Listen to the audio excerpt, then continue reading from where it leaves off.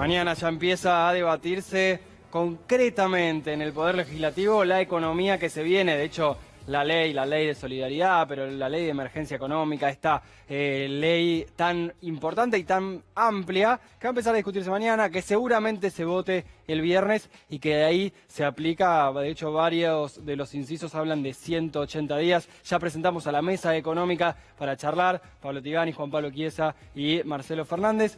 Juan Pablo está ahí con la ley, esa que se va a debatir ya desde mañana a la tarde y que puede tenernos toda la noche, ¿no? Toda la madrugada. Bueno, quiero empezar, perdón, empieza por vos porque tenés la ley ahí y ver un poco cuáles son de estos puntos los que te parecen que van a ser más discutidos, por ejemplo, por la oposición, por los empresarios, y bueno, vos sos abogado laboralista, los sindicatos, ¿qué estarán viendo acá también con esta ley?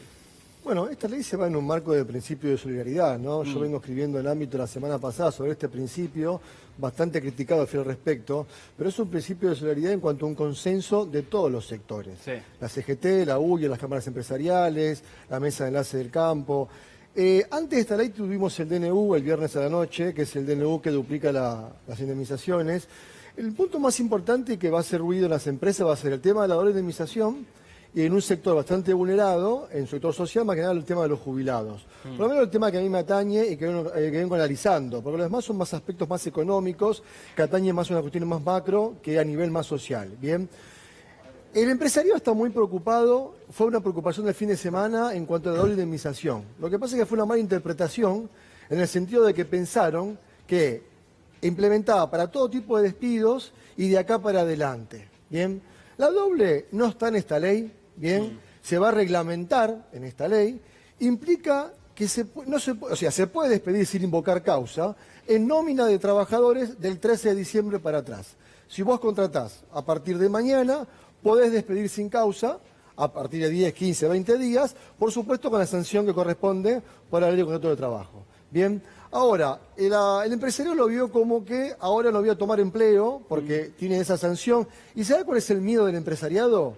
Que esto, como acá decía mi compañero, se duplique en el tiempo y sea in eternum. Sí. O no sea por 180 días o de 100% bajo 80.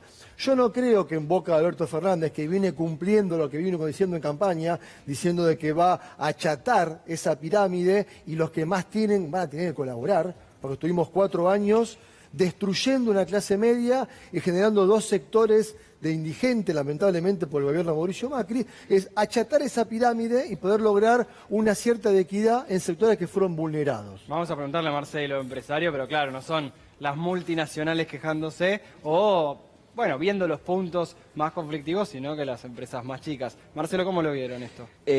A ver, lo de la doble indemnización a nosotros no nos afecta, digamos, porque nosotros lo que estamos teniendo expectativa de generar trabajo y empleo. Nosotros ya venimos produciendo con el 35% de la capacidad instalada, con lo cual estamos esperando las leyes o las medidas que largue el gobierno nacional para reactivar el consumo. Calculá que nadie está pensando en despedir, nosotros ya estamos con los planteles mínimos y el que despidió cerró. La pequeña y mediana empresa, siempre lo decimos, cuando empieza a despedir no despide porque quiere achicar costos, es porque cierra. Nosotros no somos despedidores seriales porque imagínate que desactivás una línea productiva y después te cuesta conseguir la mano de obra porque nosotros cuando tomamos gente es porque compramos maquinaria, esa gente, sobre todo a lo de la pyme industrial, ¿no? La capacitamos y vos no podés alegremente decirle, bueno, mirá, porque parás el telar o parás la máquina o parás la inyectora. ¿Pero pensás que pueden contratar gente en los próximos meses? Pero sí, porque, a ver, esto es para adelante. No, ya sé, pero digo en general. Yo le decía a Juan Pablo que me delató, pero me parece muy bien, porque le dije la verdad, le decía lo del impuesto al cheque. El tema es cuando las cosas vienen para quedarse. A mí me parece que esto fue tomado un poquito más para las grandes empresas que sabemos que normalmente cuando toman decisiones dicen, bueno, saquemos 200, 300, 100, 50, lo hemos visto a lo largo de estos 4 años, que ustedes no vieron una pyme tomada o una fábrica de la pequeña y mediana empresa con su gente diciendo que bueno, que había cerrado las puertas. No, cuando cerró, cerró.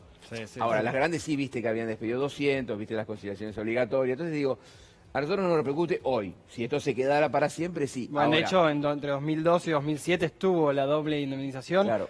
Pablo, así lo introducimos a Pablo y después seguimos la ronda. Económicamente, ¿le ves este repliegue que el gobierno espera?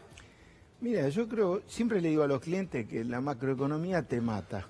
No puedes hacer nada contra la macroeconomía. Y lo que yo estoy viendo que viene ahora es una recuperación de la economía. Si uno analiza el paquete de medidas que se va a tratar, podemos decir que vamos a dejar de caer y vamos a empezar a crecer el año que viene, porque hay muchas razones para que eso suceda. Primero porque hay un nivel de capacidad ociosa fenomenal que con estímulos a la demanda agregada, estímulos fiscales, estímulos monetarios, que se van a hacer en forma controlada, como dijo Martín Guzmán, pero que se van a hacer, van a generar un nivel de actividad económica más importante. Va a haber demanda de dinero porque por ahora la demanda de dinero es muy baja. Sí.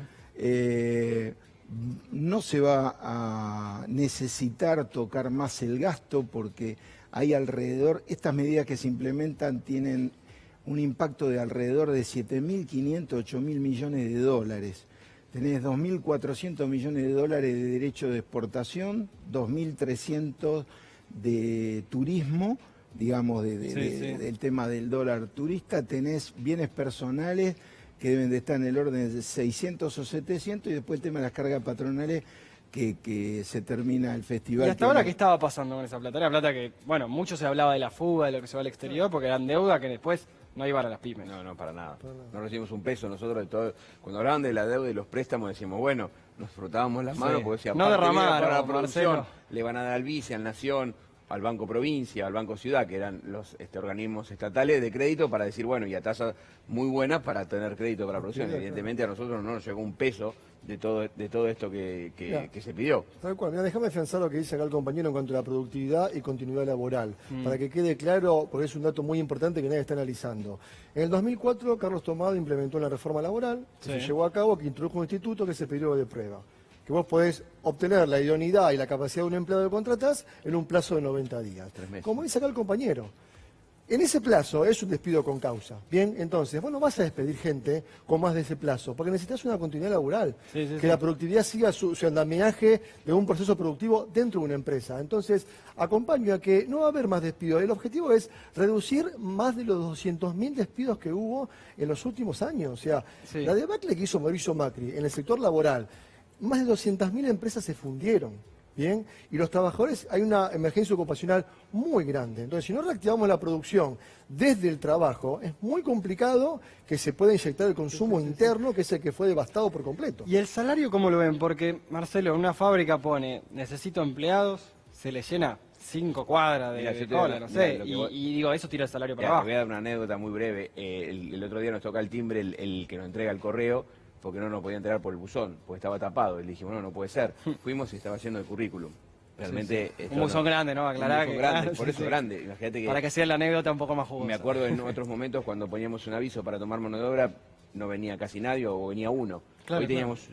Digamos, entonces, podés elegir, tenés un salario... Nosotros estamos proponiendo de Cejera, inclusive hoy en el acuerdo que estuvimos haciendo en Parque Norte con la Confederación Argentina de la Mediana Empresa para recrear la vieja CGT, que la verdad que tuvimos una asistencia de más de 1.000 empresarios y nos acompañó la CGT y el movimiento obrero, justamente para empezar a hablar de la recomposición salarial, pero no puede ser aislada. La recomposición salarial debe venir de algunas medidas de ayuda a las pymes. ¿Por qué? Porque imagínate que yo, que fabrico cierres, si yo le doy aumento a mi gente y va a comprar mochilas, cartucheras, jeans, camperas con cierre extranjero, estoy haciendo un negocio muy malo, porque le pongo plata a la gente y compra. Entonces, necesitamos el comercio exterior administrado, no cerrar fronteras, pero comercio exterior administrado, ¿para qué? Para que las importaciones sean complementarias del mercado interno y no suplementarias como pasó en estos años. Necesitamos que la FIP nos saque los pies de encima, porque realmente no podemos pagar. Las deudas de las pymes, el otro día se hizo un balance, están en 780.000 millones de pesos. No, y la de la gente también, por ¿no? Eso. Pero digo, yo me refería básicamente a las pymes. Entonces necesitamos refinanciar las deudas urgentemente. Esto dice el congelamiento de tarifas en la ley que se va a tratar. O sea, esto habla de realmente frenar los aumentos. Y bueno, como te decía, la posibilidad de bajar las tasas. Porque la verdad que si no nos viene el capital a tasas pagables, esto es imposible de reactivar. Hay dos temas que son importantes. Uno es el tema de el plan a 120 meses que le dan para poder resolver los temas fiscales para las pymes. Sí, una moratoria con quita de intereses. Sí. Y el otro tema que es básico es que va a bajar de 63% que está todavía la LELIC al 30 y pico. Sí. Y los bancos van a tener que ganar plata prestando.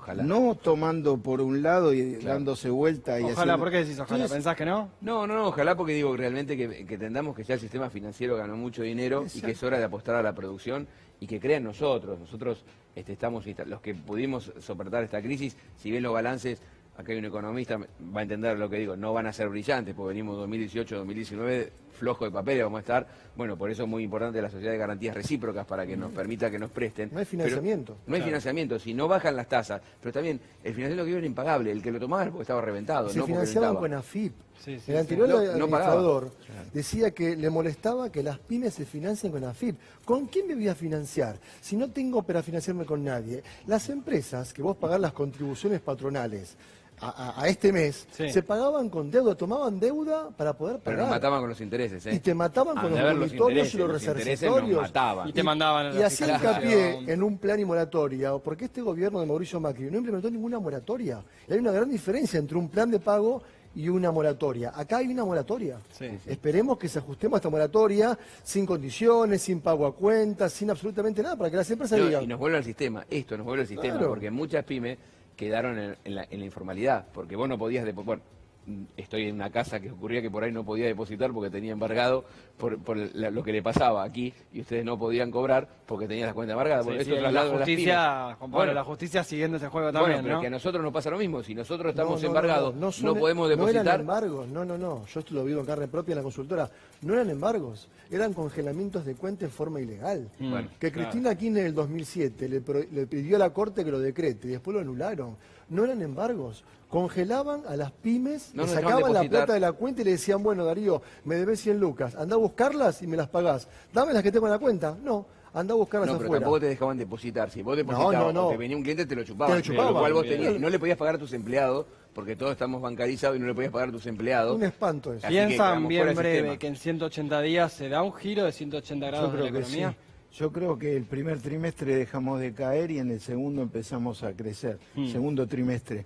Y Ya empezamos evidentemente- con el segundo, como decía No, el no. macrismo, el segundo semestre. No, porque, a ver, más no se puede caer, o sea, la No caída... digas brotes verdes, por la a ver, duda.